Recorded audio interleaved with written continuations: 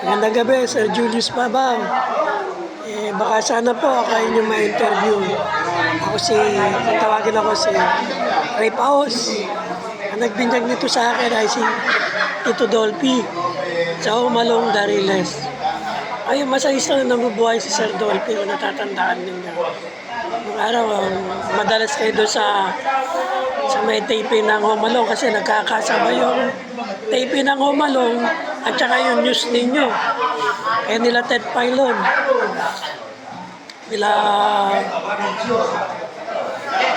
Dati nasa GMA na newscaster na babae. Ako po si Ray David, masayista ng mga action star, ng mga komedyante, ang naging komedyante natin sa pelikula, mga sexy star ng araw. Kaya napakarami rin experience para rin si Bantay. Nawala yung mga pelikula, tapos ang telebisyon, nawala rin. Kaya wala naman tayong pinagkakakitaan. Baha pa rito sa bahay namin. Ang taon bumabaha. Nagkakaiwalay kami ng pamilya ko. Tapos po, ipapagamot pa po ako sa PGH Hospital. Alam po yan ni Ma'am Asenet Briones kasi napakita ko sa kanya. Sugat ko yung paa ko eh. Sana, Sir Julius Babaw, ma-interview niyo po ako. Kasi po nung nabubuhay ang hari ng pelikulang Pilipino. Si FPJ, yun po ang pinangalan niya sa akin. Ang sang hero sa showbiz. Nakita naman ito, pinost ko sa Facebook, nakita na yung mga ni Rai TV. In-interview naman ako ni Rai TV. Paano ako naging ang sang hero sa showbiz? Yun nga, sabi ko sa kanya, masayista ako ng mga action star, mga artista, mga padrama, mga araw sila Christopher De Leon, Richard Gomez, Ma'am Sharon Cuneta, mga minamasahe natin yan, mapa-action, Rudy Fernandez, Nagare, Sir Julius, Kuya Epe, Philip Salvador, Bong Revilla, tapos Lito Lapid, Nagare tayo dyan. Sa TV naman, Tito Dolphy, maging sa RBQ Production, tayo nagmamasahe. Ilang yun, Tito Julius, pati sa dubbing. Sa pagkita picture, minamasahe natin ang King of Comedy. At nagda-dubbing at saka Magnetech Studio. At nagda-dubbing siya ng pelikula. Kaya sinama na nga ako sa RBQ Production, ng Tito Dolphy. Ngayon nga, to John and Marcia at PN9, tambay-tambay na ako. Naging masayista ako ng King of Comedy na si Tito Dolphy. Kaya sa Julius, hanggang ginawa nga yung Umalong Dariles. Hanggang umextra rin kami nila Bantay, Umalong Dariles. Ito ay sinasabi ni Bantay sa interview eh. 5 kami nagmamasahe.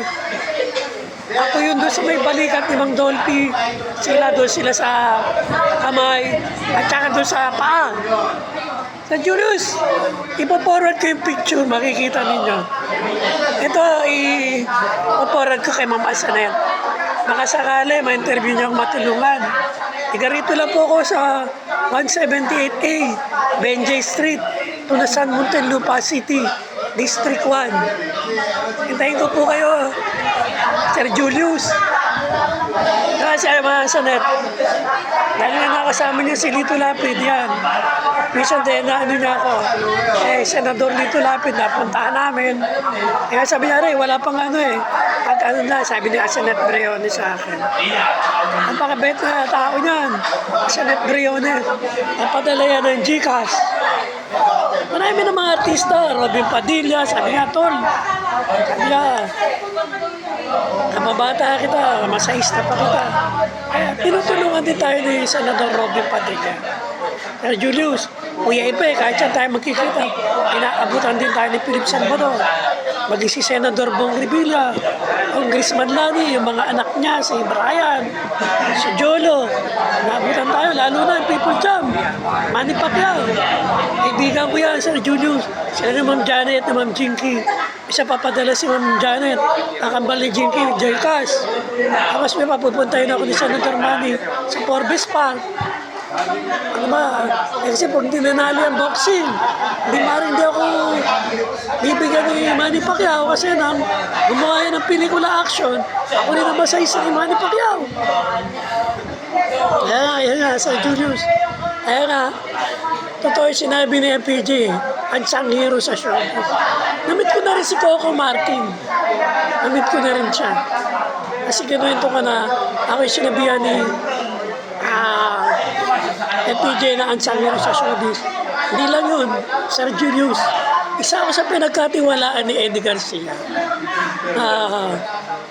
Tinatawagan niya ako, tumatawag ako sa kanya. Marami na bantay. Si Tito Kits din. Wala akong kamalay-malay, magmasahe. Sa Tunasan Muntinlupa, nag-shooting sila. Isang bold movies, panganib sa bawat sandali. Year 1983. Wala akong kamalay-malay pagmasahe. Tinawag ako ni Paquito Diaz, sabi niya, pindot-pindot lang, sabi niya sa akin. Hindi ko na makakalain na maging masahista ako ng mga sikat na artista. Sige po, Ma'am Julius. Babaw, sana po ma-interview niyo ako. Forward ko tong video kay Ma'am Asanet Briones. Salamat and God bless.